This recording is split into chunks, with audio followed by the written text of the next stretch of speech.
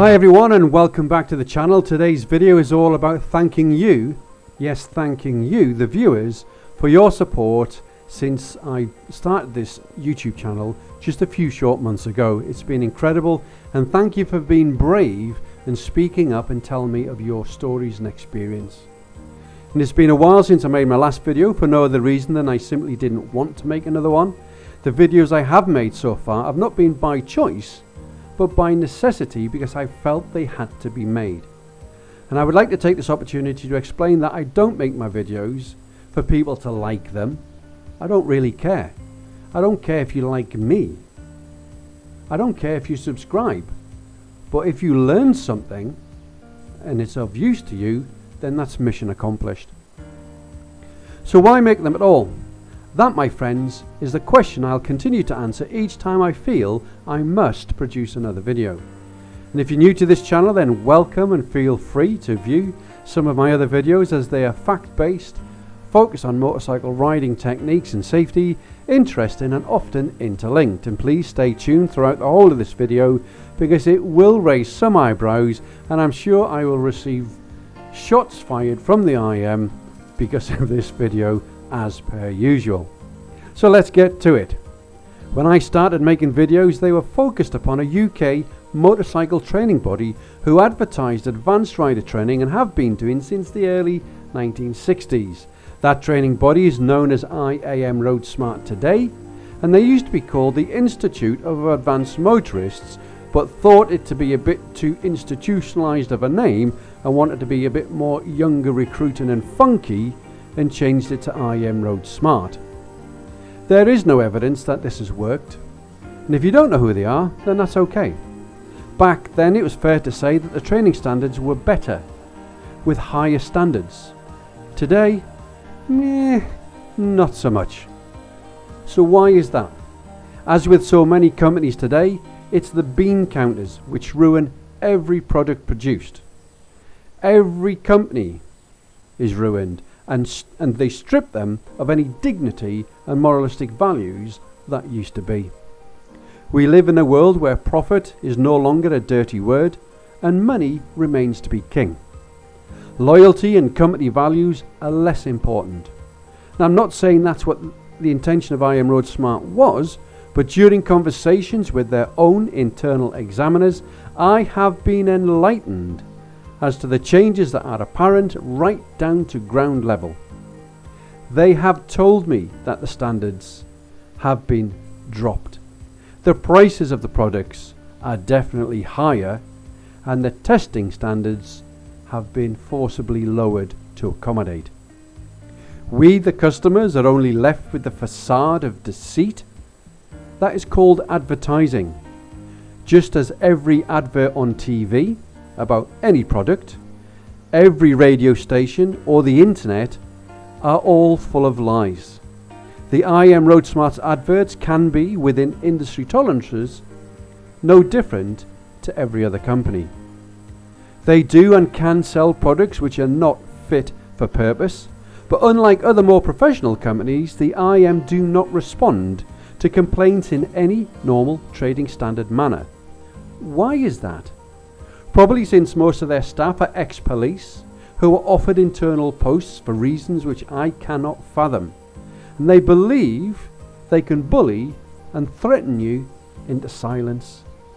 And if this does not work, they delete your membership, so that if you don't exist, then neither does your complaint.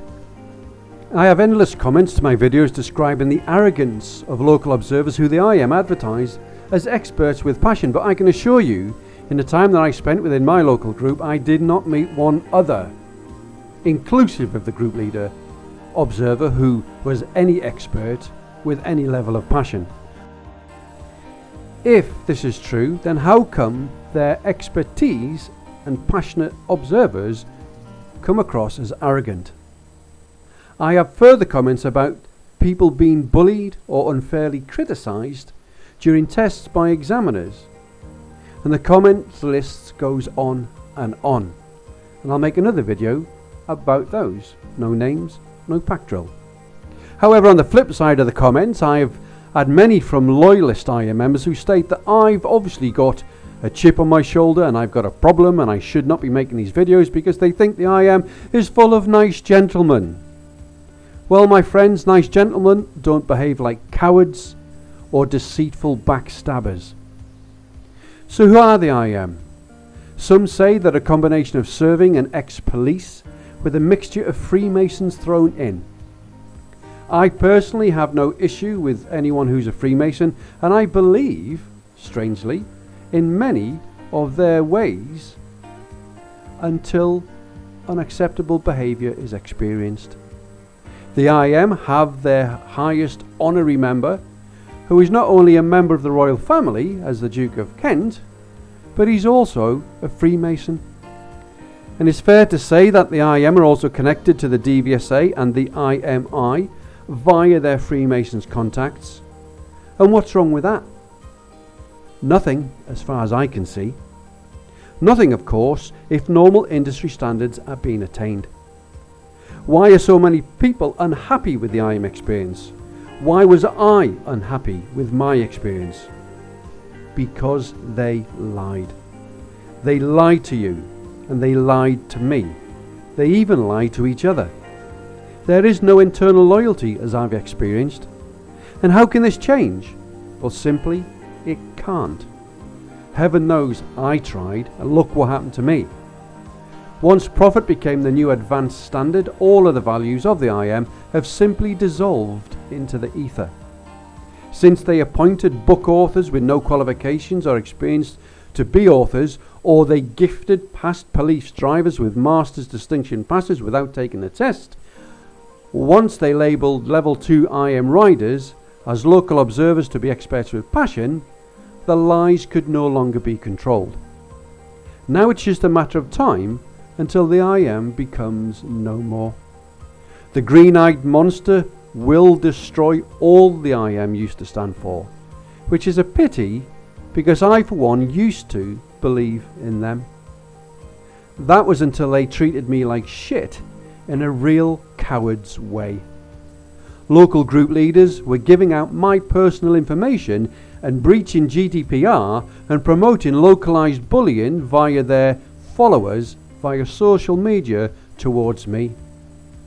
I understood there's nothing that the IAM won't put on the table in that manner. This is why I take to making these videos. I've already experienced over 4 decades of riding motorcycles and given over 4 decades of motorcycle training to people, not only to motorcycle license acquisition, but across multiple vehicle types, both for public road and cross country, and the operational skills required for cross country travel is far greater than that on a public road. I have trained the drivers and the riders. I have trained these people to become vehicle mechanics, and I have trained the instructors who train the mechanics. I have been the teacher who trains the instructors how to teach. I have been the examiner and the author who sets the standards for the teachers to achieve, who train and teach the instructors to teach the mechanics. I have been the fleet managers and the repairs specialists. My list goes on within the world of motor vehicles and motor vehicle technology. I am probably the most experienced riding member the IAM have ever experienced in this realm, which is why they could feel intimidated. And in some, like Scott Tulip, would brand me as argumentative when I challenged his own level of knowledge of information that he gave out that he believes to be true, when I know in fact it is untrue. The IAM, I found, don't like to be told, and they are definitely unwilling to learn and improve. They believe they are the experts when indeed they are not. The failure of the IAM is the IAM itself. It exists today only by the fact that the government has brainwashed our society for centuries, and we all know this to be true. But unfortunately, they have done such a good job that most people don't even know how lost they are. And it is these people that gravitate to the IAM, and the IAM need these people. Without these people, the IAM cannot exist. It's quite a sad story, of which I'm happy not to play a part of. I wish no ill will to anyone, but simply feel pity for the IAM and its structure, its hierarchy, and of course the disappointed associates who never renew their membership once they've had the bitter taste. So I ask, is it true that people who want to be motorcycle riders cannot work out how to ride a motorcycle safely or mechanically operate a machine, and need such bodies like the IAM to help them along? It boggles my mind. Personally, I understand why I took to motorcycling over 4 decades ago, and maybe that will be a video all of its own. But my advice to those riders who are struggling is stop riding. Skills fade is a real effect after any training received, and there is no evidence that the IAM are indeed reducing road traffic deaths. The new CEO of the IAM stated that he wants to see a 0 road traffic death recorded. How disillusioned is he? Does he suffer from mental health issues? And yet he's the CEO, probably an educated man. Many riders die on our roads. The roads are a dangerous place, and if you don't believe it, then more fool you if you choose to ride a motorcycle in today's world. And if you don't want to die on the roads, then don't go there. No amount of riders training can prevent an accident or skills fade leading to an accident. Accidents go hand in hand with public road travel. It's human nature to make mistakes. We always have, and we always will, no matter how many IAM companies they are. So what's the answer? Don't put yourself in harm's way. And if you do put yourself in harm's way, then be prepared to take what comes and don't complain about it. All the training in the world can't protect you from having an accident, but if you're going to take training, then the training must be correct. I have proven the IAM has many faults within its structure, its publications, and the attitudes and inconsistencies of its staff and its examiners. And I believe the IAM could truly be a professional body, but that comes at a cost of less profits and higher levels of internal training standards for their internal examiners, both of which the IAM do not see as an investable option. I suppose some things will simply never change, but I've changed how I feel about the IAM, and I continue to train people to become better and safer riders for free. Once again, viewers, I thank you for watching, and I hope to see you soon. And if I've struck a chord with you that was painful, then please take the time to take a look at that chord and ask yourself, why is that chord there? There is a saying that says, if you want to know the truth about yourself, then ask your enemies. And if you think I'm your enemy in the words that I say, then maybe you need to look at yourself, or maybe learn from me. And once you do fix that, I guarantee you will become a better rider. So good luck, keep safe, ride safe, and I'll see you on the next video. Bye for now.